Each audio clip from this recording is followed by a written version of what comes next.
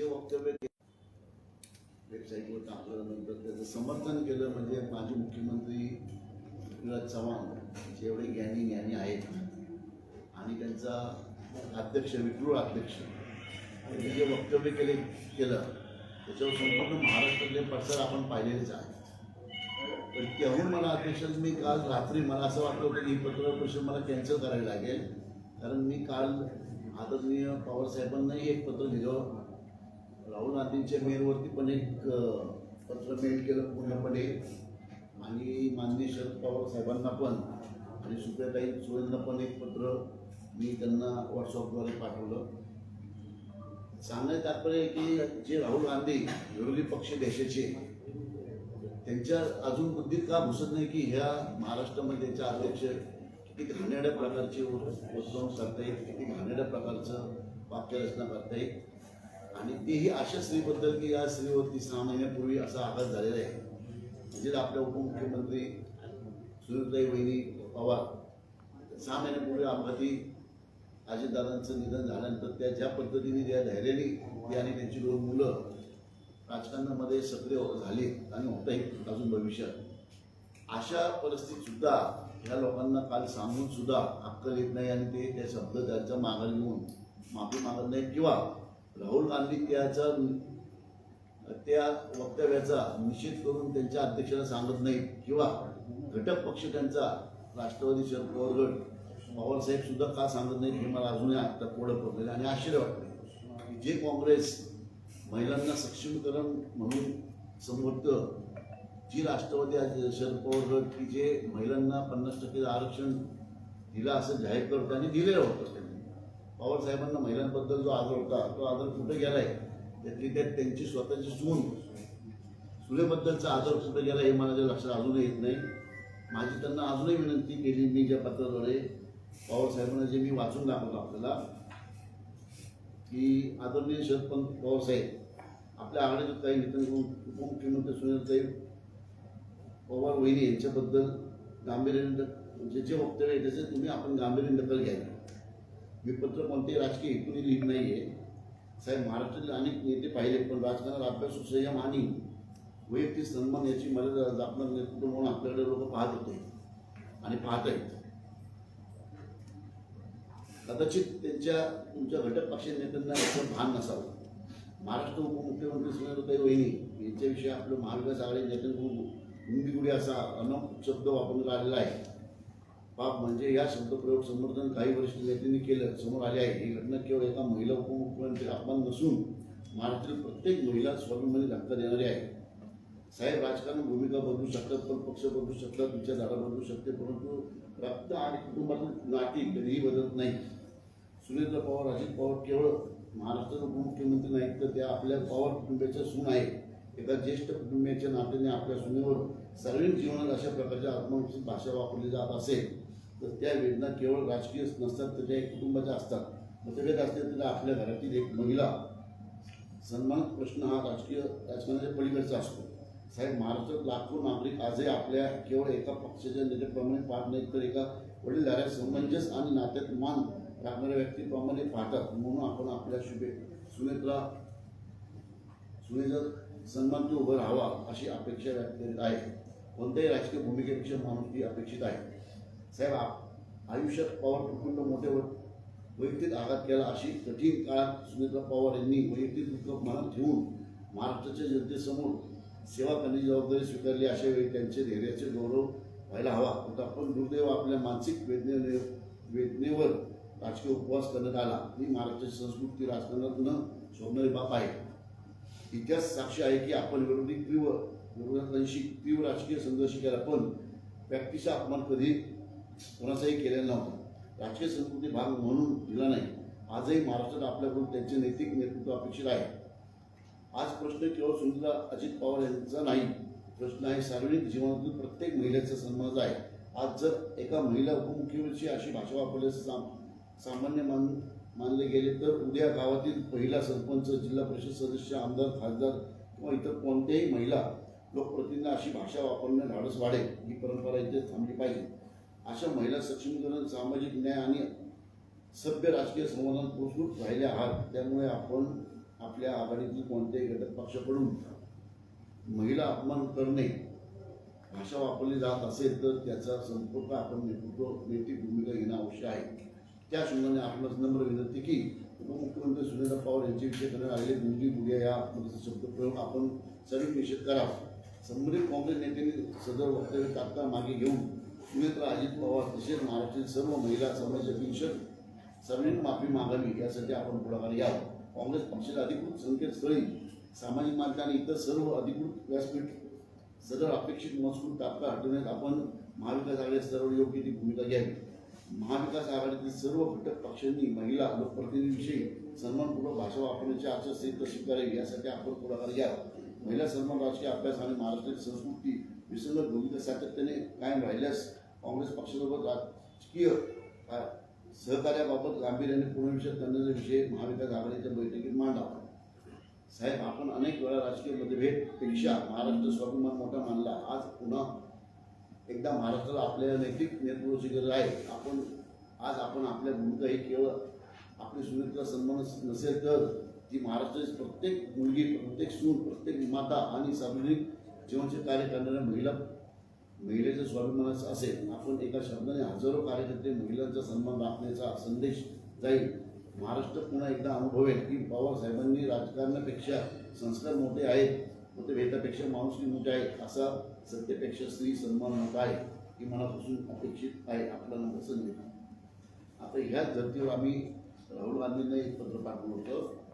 आता ह्या पत्रावरती अजूनही कुठल्या स्तराला, काँग्रेसचं कुठल्याही स्तरावरती काही असं वक्तव्य नाही आले किंवा त्यांना त्याची लाज वाटते किंवा त्यांची त्यांना शर्म वाटते, असं कुठलंही चित्र आत्ता तरी डोळ्यासमोर नाही आहे. परंतु माझं आपल्या माध्यमातून असं आव्हान आहे या काँग्रेसवाल्यांना की जर का तुम्ही हे शब्द मागे घेऊन सुनेत्राई वहिनी व महाराष्ट्रातल्या सर्व महिलांची माफी मागितली नाही तर ही गोष्ट खूप गांभीर्याने घेतली जाईल. सगळ्या राष्ट्रवादी काँग्रेस, आमच्या अजितदादा राष्ट्रवादी काँग्रेस असेल, एकनाथ शिंदे साहेबांची शिवसेना असेल किंवा भारतीय जनता पक्ष असेल, सगळ्या महिला रस्त्यावर उतरतील व जसं आपल्या विद्यार्थ्यांबाबतीत दिल्लीमध्ये आंदोलन झालं होतं त्याच धर्तीवरती महाराष्ट्रात सगळीकडे आंदोलन होईल. महिला बाबतीत पवारसाहेब असतील, राहुल गांधी असतील, यांनी खूप सन्मानपूर्वक भावना त्यांच्या यापूर्वी पाहायला मिळाले आहेत आपल्या सगळ्यांनाच. माझी अपेक्षा आहे की त्यांनी लवकर ह्या पत्राची दखल घ्यावी व महाराष्ट्रामध्ये आपली जी पुढील परंपरा आहे ती राबवावी. 2-4 नालायक लोकांमुळं जो काही महिलांचा अपमान झाला आहे तातडीने त्यांना माफी मागण्यात लावावी किंवा त्यांचं पक्षांतर कारवाई करावी अशी माझी अपेक्षा आहे. त्यांच्या वक्तव्यावरती ठाम आहे. सुनेत्रा पवार यांनी इंदिरा गांधींसारखं दुर्गावून दाखवलं. नाही, बघा, इंदिरा गांधींना जेव्हा संबोधलं गेलं तेव्हा राजकारणामध्ये पूर्ण परिपक्व झालं होतं. असं नाही अचानक आलं. आपल्याला इंदिरा गांधींचा आणि आमच्या सुनेत्रा वहिनींचा वेळ म्हणजे टायमिंग खूप वेगळा आहे. वहिनी म्हणजे अपघाती म्हणून अपघात झाला असा दुर्दैव आणि त्या राजकारणात पडल्या. त्यांना पूर्ण महाराष्ट्राला अभ्यास करण्यासाठी वेळ लागला होता. 6 महिने झाला. तशी मुखातून सावरता येत असून त्यांना इंदिरा गांधीची उपमा होणारच आहे. ती महाराष्ट्रात ते इंदिरा गांधी होणारच आहेत. त्या महाराष्ट्रातल्या इंदिरा गांधी नक्कीच होणार आहे. पण त्यामुळं अशा वर्डिंग वापरणं हे त्यांना लाज वाटत नाही. त्याच्यावर परत तेच वाक्य रचना त्यांना लाज, म्हणजे मला आश्चर्य वाटतं की मानव जातीला काळिंबा फासणारं वक्तव्य परत तेच कसं करते तेच मला आश्चर्य वाटतं. याच्यावरती राहुल गांधींनी किंवा आदरणीय पवार साहेबांनी जर काही ॲक्शन घेतली नाही तर आम्ही पुढचं नियोजन करणारच आहोत. आम्ही काँग्रेसच्या कुठल्याही नेत्याला महाराष्ट्रामध्ये सहजासहजी एवढं फिरून देणार नाही जे ह्या वाक्याला कारणीभूत आहे. महाराष्ट्राचे काँग्रेसचे अध्यक्ष असतील, पृथ्वीराज चव्हाण असतील, ह्या दोघांना आम्ही महाराष्ट्रात कदापि घेऊन देणार. राष्ट्रवादी आक्रमक झाल्यावर काँग्रेसच्या गोटामध्ये त्याला जशाच तसं प्रत्युत्तर द्यायचं अशी भूमिका धरली असं कळतंय प्रदेश काँग्रेसच्या पातळीवर. आणि त्यांचं म्हणणं आहे जी टीका राजकीय स्वरूपाची आहे तिला जाणीवपूर्वक वैयक्तिक स्वरूपामध्ये दाखवून कार्यक्षमता लपवण्याचा हा प्रकारची चर्चा अंतर्गत काँग्रेसमध्ये झाली. राजकीय टीका होत नाही. एखाद्या वैयक्तिक टीका लेडीला मुंगी म्हणणं, गुडिया म्हणणं ही राजकीय टीका मला तरी वाटत नाही. आता त्या नालायकांना जर वाटत असेल, जे नालायक असतील त्यांना प्रत्येक गोष्ट चांगलीच वाटते. म्हणजे त्यांना मला आश्चर्यच वाटतं की ह्या गोष्टीवरती त्यांनी माफी मागायचं सोडून हे असे वक्तव्य करतात. जसं तसं उत्तर द्या ना म्हणून बघू ना, जसं तसं उत्तर द्यायलाच आम्हाला पण तेच हवं आहे. आम्हाला आता आम्ही 24 तास पत्र मी काल पाठवले रात्री 10 वाजता. 24 तास आम्ही वाट पाहणार आहे. त्याच्यावरती अधिवेशन असते, प्राणी पवारसाहेब आणि राहुल गांधी सभागृहात असतील. आज सभागृहातून बाहेर आल्यानंतर उद्या सकाळपर्यंत आम्ही वाट पाहूयाची. नंतर विजय वडेट्टीवार असं म्हणाल नाहीतर काय 24 तासानंतर 24 तासानंतर त्याची ऍक्शन घेतली जाईल ना. जिथे दोघं असतील तर आमचे कार्यकर्ते जाऊन त्यांना बरोबर सरळ करतील. विजय वडेट्टीवार म्हणाले काल काँग्रेस भवनमध्ये काही कार्यकर्ते घुसले, त्यांनी आम्हाला सांगून घुसायला पाहिजे, सत्तेचा फायदा घेतला, विचारधारा दुसरीकडे ठेवता आणि ज्यावेळेस दिल्लीत मुलींवरती अत्याचार झाले त्यावेळेस मुख्यमंत्री बोललेल्या नाहीत, इतर ठिकाणी काही होते त्यावेळेस त्या बोललेल्या नाहीत. त्याचं उत्तर तुमच्याकडे आहे का असं त्यांचं म्हणणं आहे.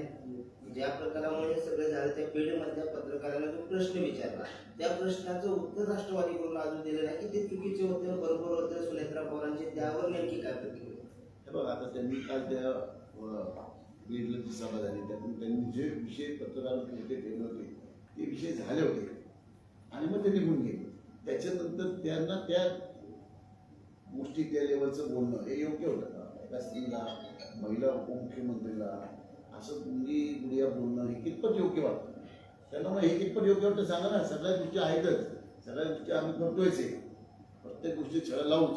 जिथं महिलांचं कुठं आपण तिथं आम्ही पुढं राहूच. मग ते कुठल्याही पक्षाची महिला असो, महिलेवर अन्याय झाला तर आमचा पक्ष सदैव त्या महिलेच्या पाठीशी राहील, त्या भूमिकेशी ठाम राहील. परंतु हे बोलणं योग्य आहे का मला तुम्ही सांगा. समर्थन करते की त्या पत्रकाराने कायदा सुव्यवस्थेचा प्रश्न उपमुख्यमंत्र्यांना विचारला. काँग्रेस आहे काँग्रेस जर अशा गोष्टीचं समर्थन करत असेल तर मग काँग्रेस जे त्यांची विचारधारा घाणेरडी झाली. मग ती विचारधारा घाणेरडी राज्यातली झाली का दिल्लीतली झाली ती येणारा आपल्याला 48 तासात कळेल. हर्षवर्धन सपकाळ बोलताना असे म्हणाले की राष्ट्रवादी की आम्ही शांत ताटाखालचं मानलं झाले त्यांना हे सगळं आम्ही शांत आहे. हर्षवर्धन सपकाळ होते. वाचून सरकारचं वाक्य रचना काय ते बघणं, कोण कोणाच्या टाटा खायचंय, तू कोणाच्या टाटा खायचंय ते बघणं. तुझी लायकी नसताना तुला अध्यक्ष केलं, काँग्रेसकडे कोणी लायक माणूस राहिला नाही म्हणून बेलायक लोक काँग्रेसने अध्यक्ष केली. लायक माणूसच राहिला नाही त्यांच्याकडं अशा घाणेरड्या वृत्तीमुळं. त्यामुळे जे नालायक लोक आहेत त्यांचं आम्हाला गांभीर्य घेण्याचं काही कारण नाही. त्यांच्या बोलण्याला काय उत्तर देण्याची गरज नाही. आम्हाला ॲक्शन पाहिजे की राहुल गांधी आणि आदरणीय शरद पवार काय करते ह्या भूमिकेकडे आमचं लक्ष आहे. तुम्ही पवार साहेबांना पत्र पाठवले, त्याच्यात सुप्रिया सुळेंनी पण या संदर्भात भूमिका ठोसपणे पुढे येऊन मांडावी असं काही? सुप्रिया सुळे भूमिका मांडतीलच. सुप्रिया सुळे एक महिला आहे आणि त्यांच्या घरातल्या महिलेचा अपमान झाला तर नक्कीच मांडतील आणि पवार साहेबही मांडतील म्हणून मी त्यांना पत्र लिहिले.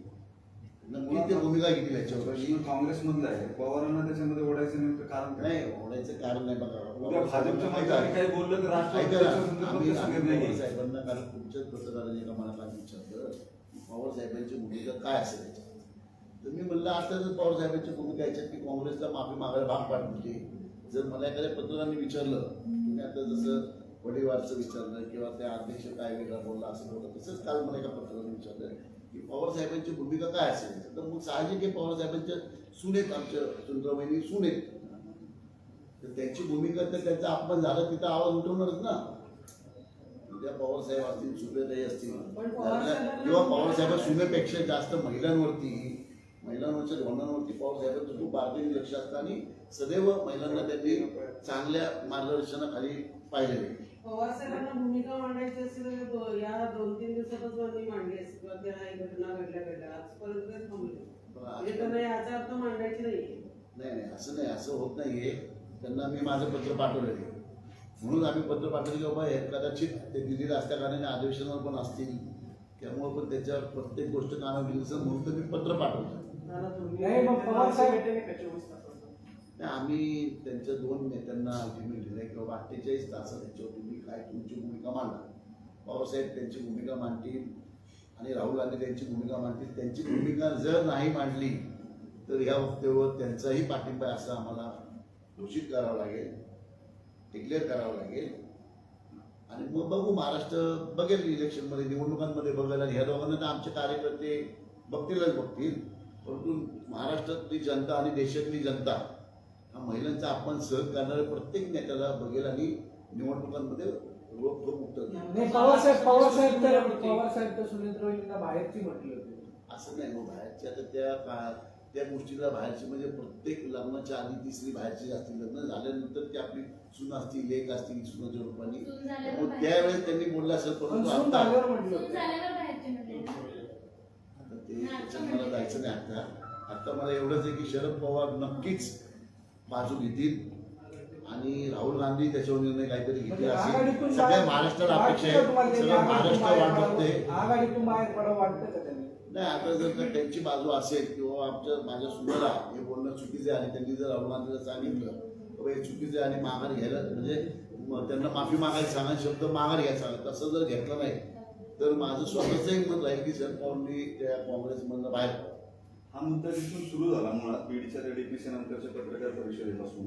तिथे जे प्रश्न विचारलेले होते त्या प्रश्नाचं उत्तर आज ताग्यात राष्ट्रवादीने दिलेलं आहे. दुसरी गोष्ट, धनंजय मुंडे तिथे जवळपास 3 ते 4 मिनिटं पत्रकारांनी प्रश्न विचारू नका किंवा त्यांना थांबवा असं सांगत होते उपमुख्यमंत्र्यांच्या बाजूला बसून. जेव्हा उपमुख्यमंत्री तिथे असतील तेव्हा त्यांनी बोलणं अपेक्षित असतं. बरोबर आहे. तर ते चित्र जे चुकीचं गेलं त्याच्याने हा कार्यक्षमता स्पष्ट होते. त्याचं काही नाही, त्याचा काही संबंध नाहीये. त्यावेळेस त्यांचं जे मी पाहिलं जो बाईट की ती पत्रकार परिषद ज्या गोष्टीसाठी बोलवली गेली होती, ज्या गोष्टीसाठी पत्रकार परिषद तयारी केली गेली होती, त्या तयारीमध्ये ते सगळे पत्रकार संपला होता विषय, ते प्रश्न संपले होते. अचानक एखादा शब्द आपण सांगू होतो त्याची तयारी करण्याकरता आणि जिल्ह्याच्या पालकमंत्र्याला कायदा सुव्यवस्था योग्य आहे का नाही हे विचारणं यासाठी काय तयारी करावी लागते? ती पत्रकार परिषद मी पाहिली नव्हती, परंतु मला इतकं कळतं की एखादा विषय पत्रकारांना जर का आपण उत्तर दिलं नाही, याचा अर्थ एक महिला जी आत्ता 6 महिने झाली राजकारणामध्ये आली, तिला पूर्ण महाराष्ट्र माहिती नाही, ती आत्ता तिचं दुःख विसरत चालली आहे. अशा वेळेस एखाद्या गोष्टी एवढ्या छोट्या गोष्टीमध्ये पत्रकारांनी एवढा इगो करावा, इश्यू करावा आणि विरोधकांनी नालायकपणा करावा हे मला योग्य वाटत नाहीये. त्यामुळे आत्ता आपला विषय काय की एक अध्यक्ष काँग्रेसचा घाण खाल्ली त्यांनी, शेण खाल्ले त्यांनी, त्याच्यावर आपण बोलूया ना की बाबा एक छोटासा विषय आपण आज आपण ज्यांच्याबद्दल बोलतोय त्यांच्या तुमच्या आपापल्या घरात आपल्या घरात आपला अचानक एखादा माणूस निघून गेला तर आपली काय अवस्था होती. आपल्या पत्रकारांमधला एक पत्रकार आज तकचा अचानक गेला होता, वर्षभर आपण त्याचं दुःख पाळतो. एक पत्रकार जो आपलं नातं नाही, गोतं नाही, काय नाही, जो आपण असं भेटायचं तसं भेट होता, तसा पत्रकार आपण गेला का वर्षभर सगळं आळा करतो. एका स्त्रीचा म्हणजे अजितदादा अचानक गेल्यामुळं बहिणीवर काय आघात झाला असेल हे लिहिलेलंच नाही. आपण अशा गोष्टी छोट्या छोट्या गोष्टीचा एगो करावं हे मला योग्य वाटतं. नाही नाही असं काही नाही. ऐका ना, असं काही नसतं बाबा. एखादा विषय पूर्णपणे माहीत नसताना एखाद्या जबाबदार नेत्याने त्याच्यावर प्रक्रिया द्यायची हे योग्य नाही आहे. महिलेचं बीडमध्ये किती दौरे झाले बघा ना तुम्ही, किती एखाद्या महिलेला अचानक 6 महिन्यात राजकारणात टाकायचं संपूर्ण महाराष्ट्र युद्ध इतकी आपण फिरायला सुरुवात केली. तर मला वाटत नाही की तुम्ही पत्रकार किंवा हे विरोधक एवढ्या छोट्या गोष्टीचा इश्यू करून का राहिले तेच मला एक प्रश्न आहे, ज्या पद्धतीने राष्ट्रवादी कालपासून जे आक्रमक झाली, राष्ट्रवादी जोडे मारो आंदोलन सुरू आहे सगळ्या राज्यभर, ज्यावेळेस दादांचा अपघात झाला त्यावेळेस चौकशीसाठी काय नाही उतरले सगळं? चौकशीची मागणी केलेली आहे.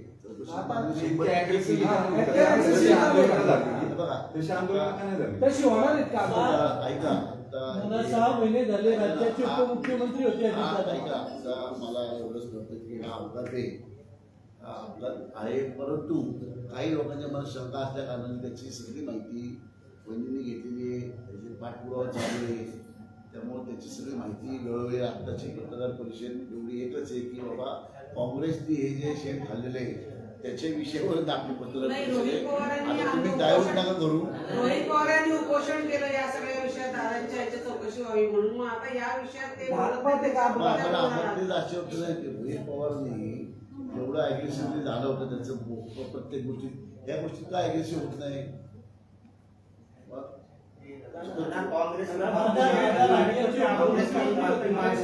गुन्हा दाखल होण्याची शक्यता आहे. ट्रेसपासिंगचा गुन्हा दाखल होण्याची शक्यता आहे. सुरेश चव्हाण यांनी आंदोलन केलं काँग्रेसच्या परवानगीशिवाय त्यांच्या गुन्हा कार्यालयात दाखल होऊ शकतो. मग कसं तुम्ही कसं पाहता? सुरेश चव्हाण कार्यकर्त्यांना गुन्हे दाखल व्हायला काय म्हणजे अशा गोष्टी आंदोलनामध्ये गुन्हे दाखल होतातच ना, प्रत्येक वेळेस होतात. ते काय एवढी भाजप आंदोलन जर होत असेल आणि तिथं गुन्हा दाखल विदाऊट न परवानगी घेता आंदोलन होत असेल आणि जर गुन्हा दाखल असेल तर काय फरक नाही पडत एका गुन्ह्याने. पण भाजपकडून अजून अर्थमंत्रीपद भेटलं नाही का राष्ट्रवादी माझी आपल्याला विनंती आहे, आता अशा कुठल्याही गोष्टीत आम्हाला इंटरेस्ट नाहीये. अर्थमंत्री मिळते का गुन्हे दाखल होते का, आता प्रश्न फक्त एकच आहे की काँग्रेसने जो नालायकपणा केलेला आहे, जे वक्तव्य वापरलेलं एका स्त्रीबद्दल, एका अशा स्त्रीबद्दल की संघटना बाहेर यायचा प्रयत्न करते, जे आता नवीन नवीन राजकारण आलेली आहे, अशा स्त्रीच्या म्हणजे अशी स्त्री जी की त्यांचे अजितदादा स्वयंभू म्हणजे सगळे सर्वस्व होते राज्यासाठी, अशा अजितदादांच्या आकस्मिक त्यांच्याच मिसेसला असं बोलणं कितपत योग्य आहे. ज्या पक्षाबरोबर 15 वर्ष राहिले या नालायक पक्षाबरोबर अजितदादा, अशा पक्षाच्याच लोकांनी बहिणींना असं बोलणं कितपत योग्य आहे. मुख्यमंत्री म्हणतायत की गुंगी गुडिया हा शब्द असंविधानिक नाही. संजय राऊत काय त्याला काय म्हणतोच नाही. संजय राऊतांचं काम रोज सकाळी उठायचं आणि तुम्हाला चहा वाजायचं, त्याविषयी त्याचं गंभीर काही मला योग्य वाटत नाही. आत्ता विषय कधी 48 तासात राहुल गांधींनी आणि शरद पवार साहेबांनी त्यांची भूमिका मांडावी, याच्यामध्ये तुमचं काय म्हणणं आहे? इशारा काय तुमचा? आमचा इशारा आहे, आमची विनंती आहे की 48 तासात तुम्ही लक्ष घालून त्याला माफी मागायला लावणे अध्यक्षाला आणि पृथ्वीराज चव्हाणला, किंवा त्यांना पक्षानं काढून टाकणे. परंतु या गोष्टी अपमानास्पद गोष्टीवर दखल घेणे या 48 तासाला आमचं त्यांना विनंती. मला तुमची मागणी मान्य आहे, काँग्रेसने नैतिकता घालवली मान्य आहे, त्यांनी माफी मागावी हे मान्य आहे. पण त्या पत्रकार परिषदेमध्ये तुमचा एक आमदार जो आहे तो त्या पत्रकारांना अशा पद्धतीने बोलतो, त्यावेळेस राजकीय नैतिकता पक्षात राहावी यासाठी सुद्धा राष्ट्रीय अध्यक्षांना काम करणं गरजेचं आहे. साहेब आपलं ऐका ना, आमच्या पक्षातल्या कोणी पत्रकाराचा अपमान केल्यासारखं तुम्हाला वाटत असलं तर त्याची मी तुम्हाला माफी मागतो. परंतु आता याचा छडा लावू ना, तुम्ही पत्रकारांनी लावणार ना की एका स्त्रीबद्दल असं वक्तव्य योग्य आहे. हा विषय तुम्ही पहिला घ्या ना. हे विचारतोय आम्ही ते सातत्याने म्हणतात इंदिरा गांधींची त्यांच्याशी तुलना केली इंदिरा गांधी तुलना केली म्हणजे अशी, इंदिरा गांधी जेव्हा बोलले होते, इंदिरा काँग्रेसने किती वाजवलं होतं आठवण तुम्ही? इंदिरा गांधीला उपमा देताना तुम्ही चांगल्या गोष्टीची उपमा द्या ना. इंदिरा गांधी व्हा म्हणा ना, हे असं काय फालतू? त्याला जोडून असं म्हटले जर फडणवीस आणि शिंदे असते तर गुंगा बुद्ध असं म्हटले असं काय बघा पुन्हा ते घालण्याचं वाक्य आहे ना. पण तिथे जे पुरुषाबद्दल बोललं, अशा पुरुषाबद्दल बोललं की बाबा एका स्त्रीबद्दल एवढं घाण बोलायचं.